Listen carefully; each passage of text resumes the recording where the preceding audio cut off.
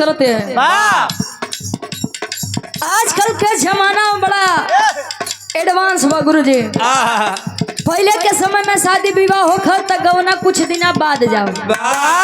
इमरे काका बाबा लोग बताओ थे कि 3 साल 5 साल 7 साल 9 साल 11 साल 13 साल 15 17 साल। अरे भाई ऐसा तो बुढ़ौती आ जाए कर लोग के। फिर भी आदमी के अंदर सब चीज के गुरुजी समझे के क्षमता रहे। आजकल के तो शादी ब्याह सेट नहीं हुआ है तो दुल्ही अपने सैया जी के समझाई देत बा। वाह दुल्ही समझावे कि बड़का मोबाइल दे दी हाथ जाया जहाँ जाई के होई का भैया। और कितना शादी ब्याह तो मोबाइल के चक्कर में कट जाता। शादी ब्याह तो बाल लड़का लड़की के मोबाइल दे दी है। मान ला लड़की के माई कहूँ बतियात बा लड़की के फोने से लड़का फोन करे ना ही समझ पावत बा महतारी की केहू के फोन आवत बा। अब बाद में दुल्ही जब रिटर्न करे कहे कहाँ बिजी रहे रे हमका तोरे ऊपर पहले से शंका रहे। के जान ला कि समाज में हर एक चीज के दवाई बा लेकिन शंका के दवाई शक अच्छा रिश्ता खाए ले जाता का गुरुजी। अच्छा यार दुल्ही क्या गवना जब कहा गुरुजी तले दुल्हावा अपने दुल्हिया के समझावन करत बा मनावन करत बा। आई गीत मार्केट में प्रेजेंट टाइम में बड़ी वायरल बा। इमरे नवयुवक भैया बाबू खातिर कैसे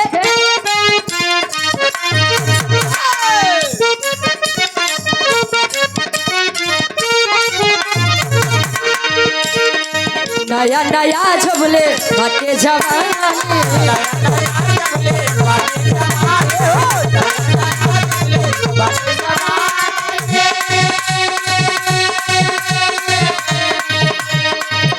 भर लूटा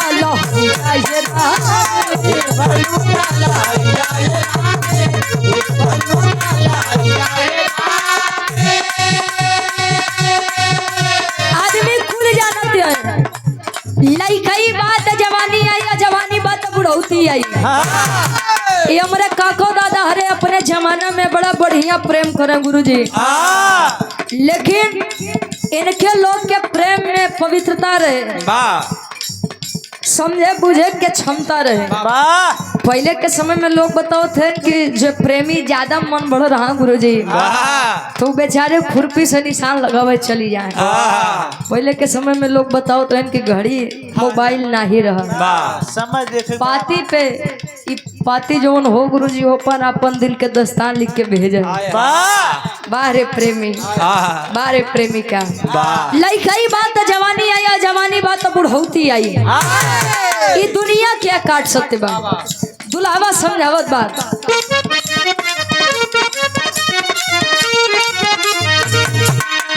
नया नया जबले बाटे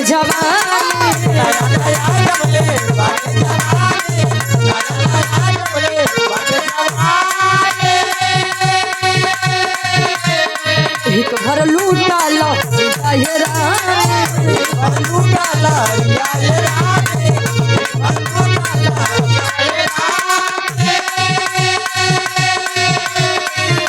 दुल्ही समझावे पहिरत खोलत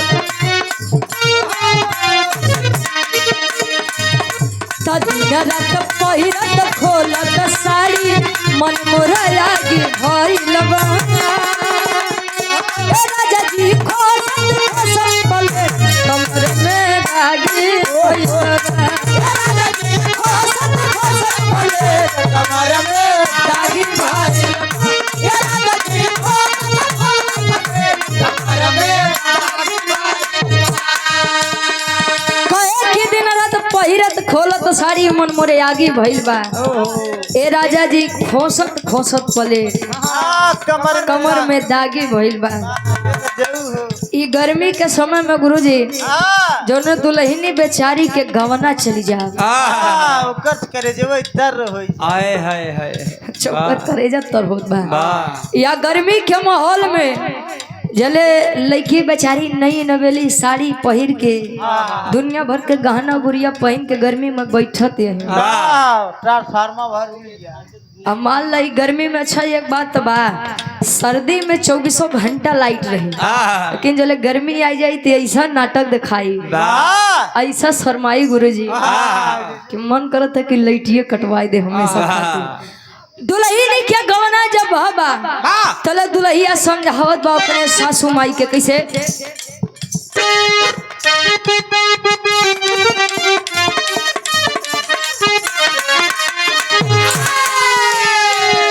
आहिर बेईमाना ले जाला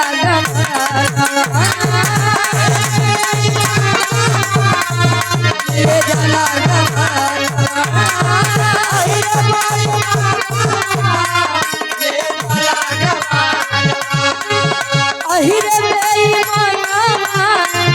ले जाला झुर झुर बहे रामा झुर झुर बहे रामा झुर झुर बहे रामा झुर आहिर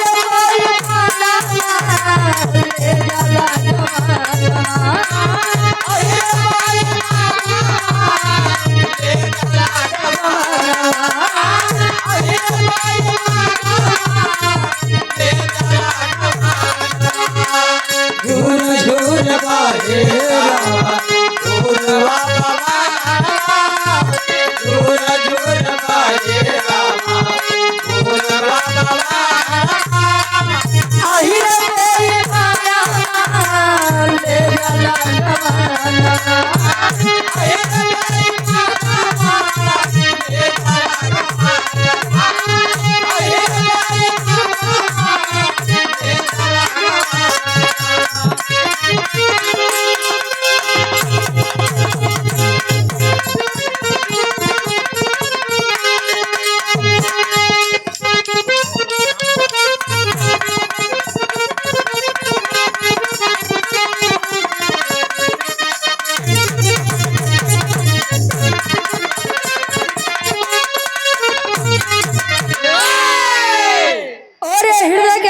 सम्मानित जो कि परिचय के मोहताज नहीं है, बड़े भाई हमारे राजू पंडित कांग्रेस नेता 185 विधानसभा गौरीगंज, ये हमारे गार्जियन हमारे भाई के द्वारा 200 रुपए का सम्मान, बहुत बहुत धन्यवाद। आशीर्वाद के चारे के हम बच्चे अपनी कला में कामयाब रहे।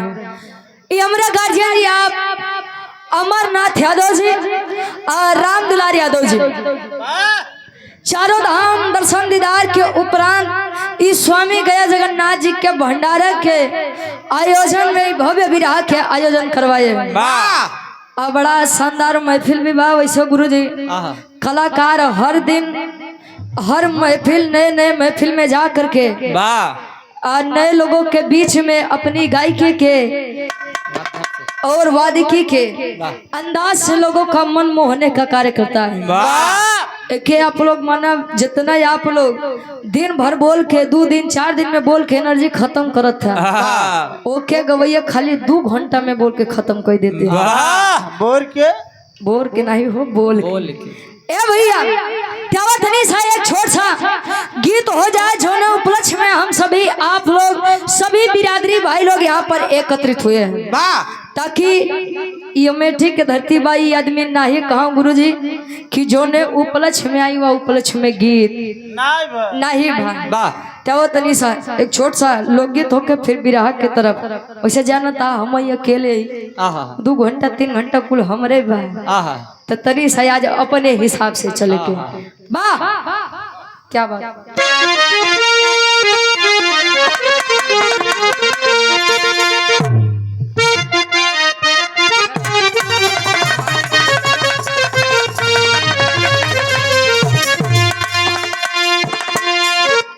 अरे ओढ़िला गुजरिया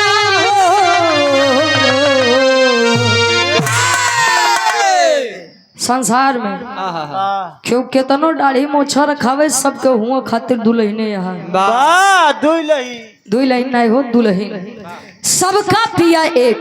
वाह कवन वाली पिया। वाह जय दे। जय दे। पिया का मतलब परमेश्वर परमात्मा। वाह जोने दिन ये आत्मा रूपी दुल्हन और परमात्मा रूपी दुल्हा के मिलन हो जाई कोनो दुल्हा दुल्ही कामे ना यही है नहीं है। गुजरिया सदी सब खातिर बा, आप खातिर हमरो खातिर। कैसे?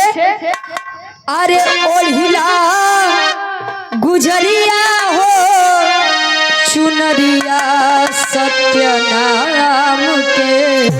ओढ़िला गुजरिया हो ओढ़िला गुजरिया हो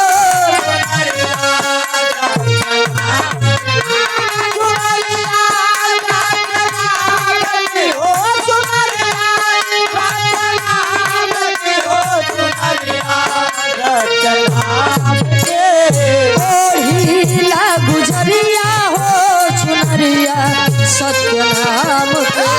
ओढ़िला गुजरिया हो सत्यनाम के। ओढ़िला गुजरिया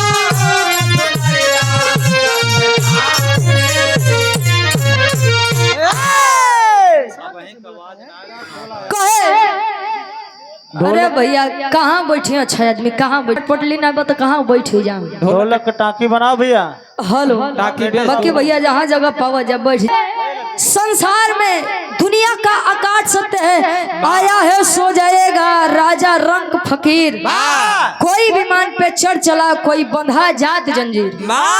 जे आई बाऊ के जाए के बाद चाहिए 4 दिन आगे चाहिए 4 दिन पीछे पाछे नहीं। हाँ कवि जी तरस बढ़िया फर्ज में लिखते हैं तनिषा आई चारों धर्म चारों दर्शन दीदार में एक तीर्थ स्थल ऐसा जहाँ से आदमी के तीर्थ स्थल प्रारंभ होता। कहाँ से गुरुजी? भाव में कवि जी लिखते हैं। वाह अरे तू बनावत ना भैया। यह चालू होती है गुरुजी जहाँ से लोग तीर्थ स्थल जब चालू करते हैं। पहला तीर्थ स्थल कहाँ बा?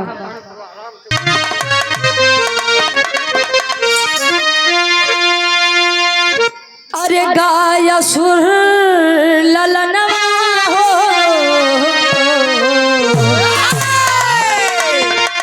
अरे गाया सुर ललनवा हो नयनवा लाल लालवा गाया सुर ललनवा हो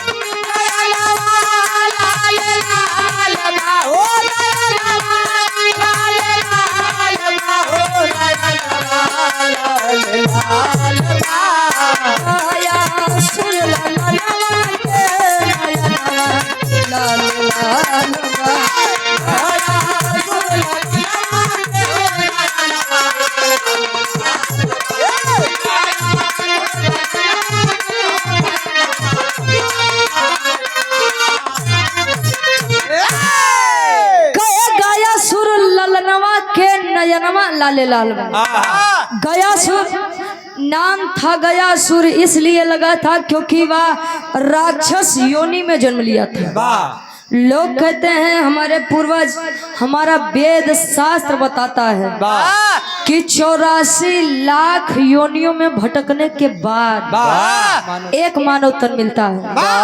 अजीत भैया राम से 84 लाख योनियों में भटकने के बाद एक मानव तन मिलता है। जब ये मानव तन मिला बा तो के कोनो बढ़िया काम में लगा। गयासुर जब से जानने लायक हुआ समझने लायक हुआ तब से भगवान विष्णु के बड़ी बरियार भक्ति भावना करे। जरूरी नहीं बा कि हर एक समाज में जन्म लेने वाला इंसान बढ़िया हो और हर एक राक्षसी कुल में जन्म लेने वाला राक्षस खराब हो। का गुरुजी? गयासुर था तो सुर लेकिन बचपन से ही सात्विक विचारधारा का था। देवताओं के प्रति ना ही कोई ईर्षा ना ही कोई द्वेष। अंतरा के पहले अंताल में कवि जी लिखते हैं कैसे?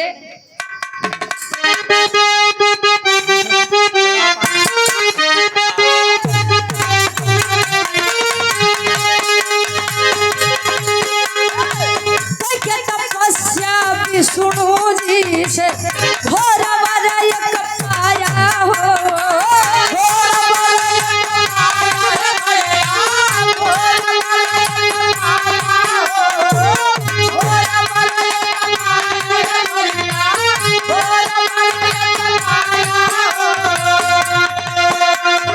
हाथ रखूं या जिसको छू लूं, हाथ रखूं या जिसको छू लूं, जाय स्वर्ग या सत्थानमा हो। लाल लाल अरे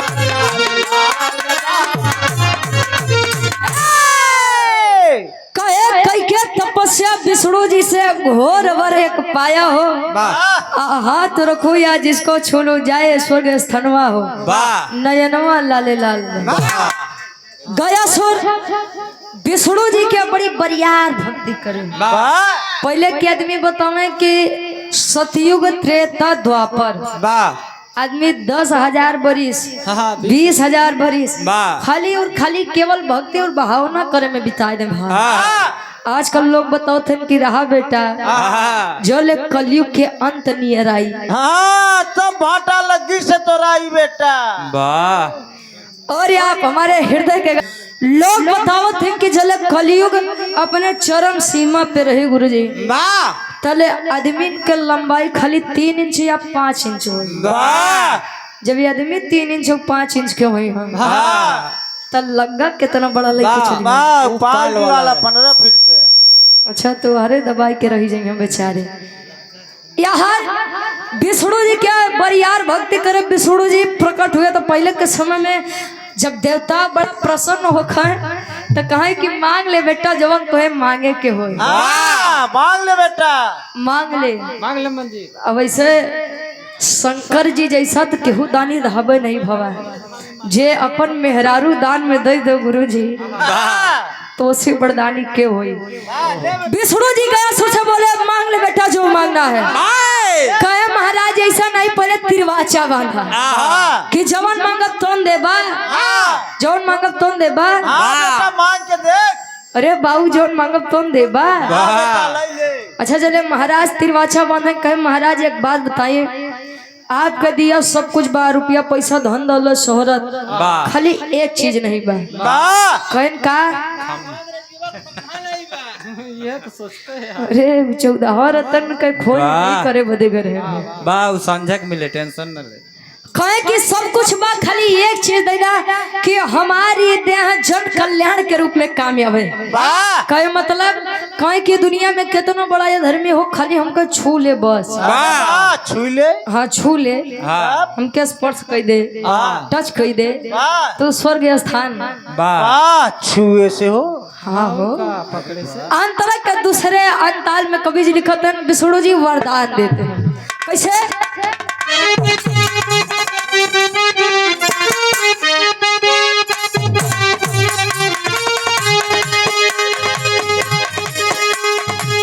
बोले विष्णु गया सूर से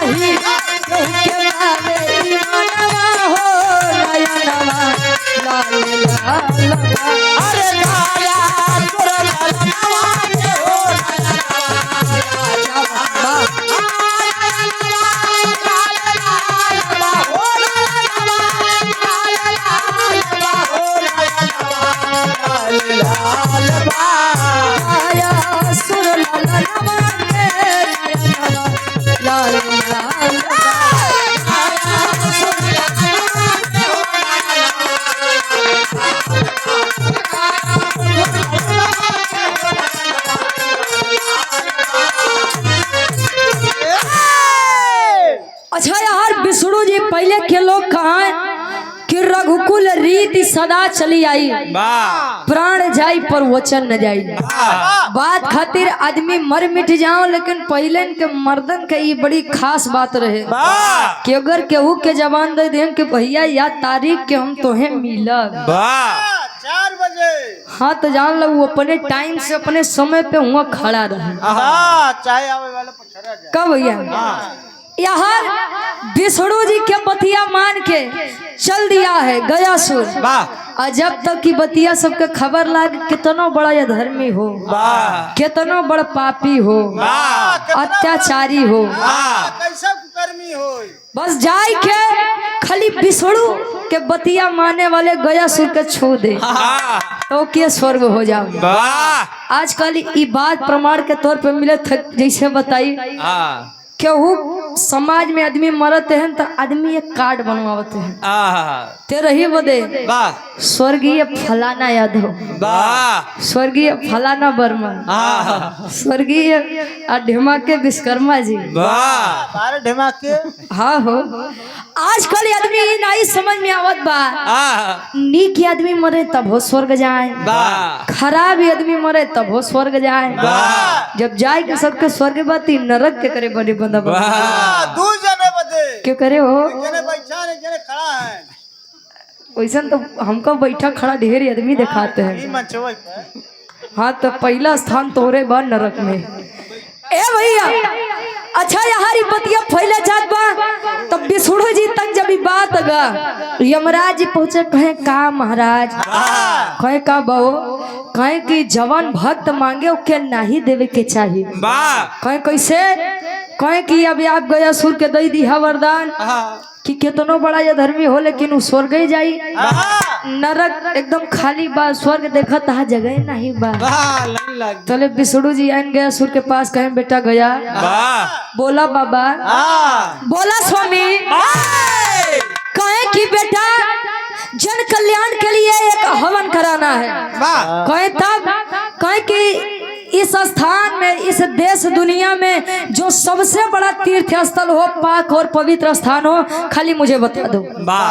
कहे महाराज जहाँ कहाँ बाहर खाली करवाई दे, आप तो हमारा आराध्य है। अब देखो विष्णु जी गयासुर के साथ छल करते हैं। कहे वैसे गयासुर देखा जाए तो वर्तमान समय में तोरे इस शरीर से बड़ पवित्र कुछ है ये न बा। खराब आदमी छुअत है, तोरे छुए सुनकर पाप कट जात बा। कहे तब, कहे खाली अपन हमका देह दे दे, बाकी हमके कुछ ना चाहिए। बारे गयासुर अपने स्वामी के बतिया मान के अपन देह समर्पित करत बा। अंतरा के तीसरे अंताल में कवि जी लिखत है कैसे,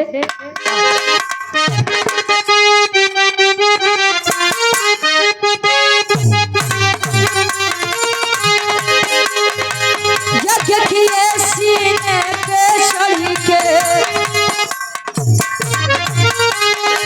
यज्ञ किए सीने पे चढ़ के तब गाड़ी न जाई हो, तब गाड़ी न जाई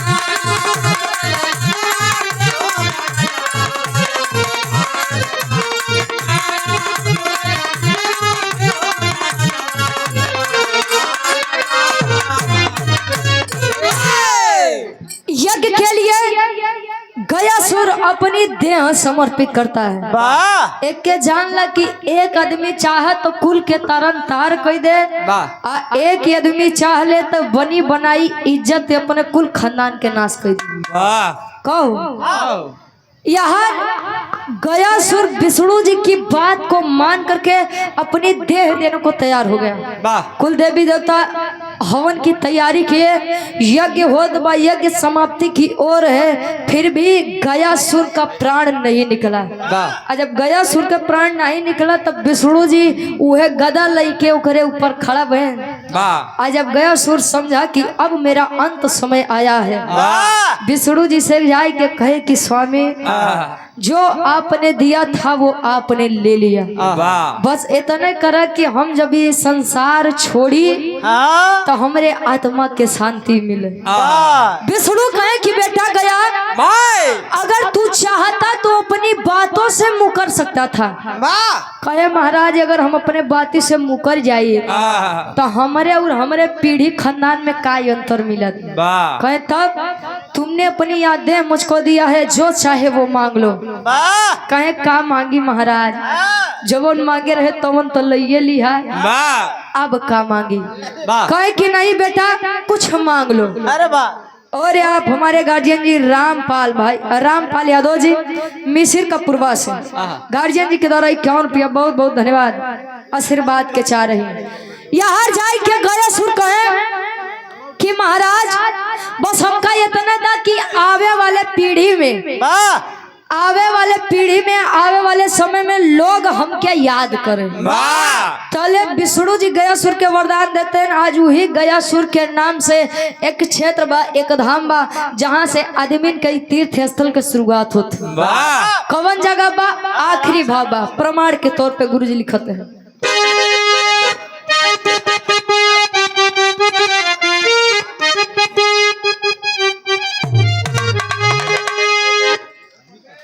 और आप सम्मानित गार्जियन जी रंजीत यादव भाई हमारे अगहर से 51 रुपया, राम किशोर यादव जी हमारे घर मलिकार साहब आपके द्वारा 221 रुपए का सम्मान बहुत बहुत धन्यवाद।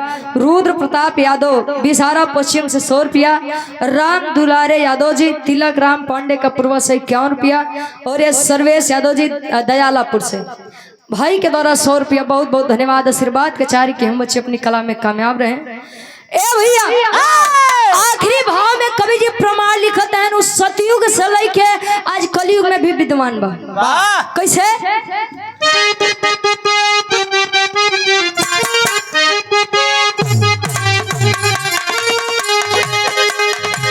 गया जिला यौरी गया धाम के भइले त बहुत पानी हो।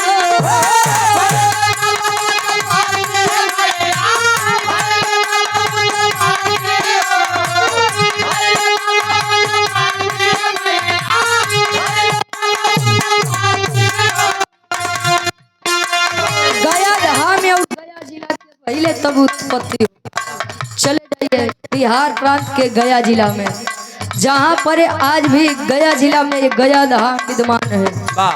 सतयुग से गयासुर के द्वारा ये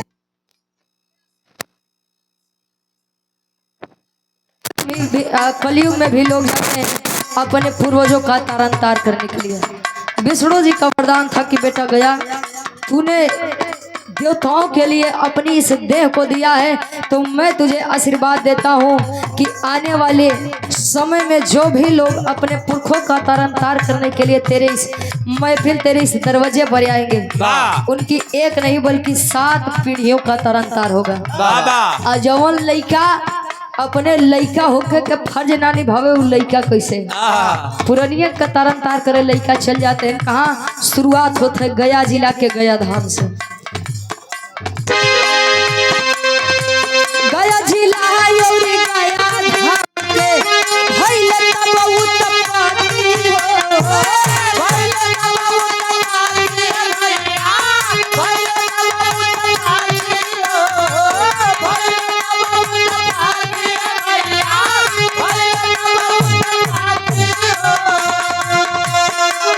रुचि यादव यमल कभी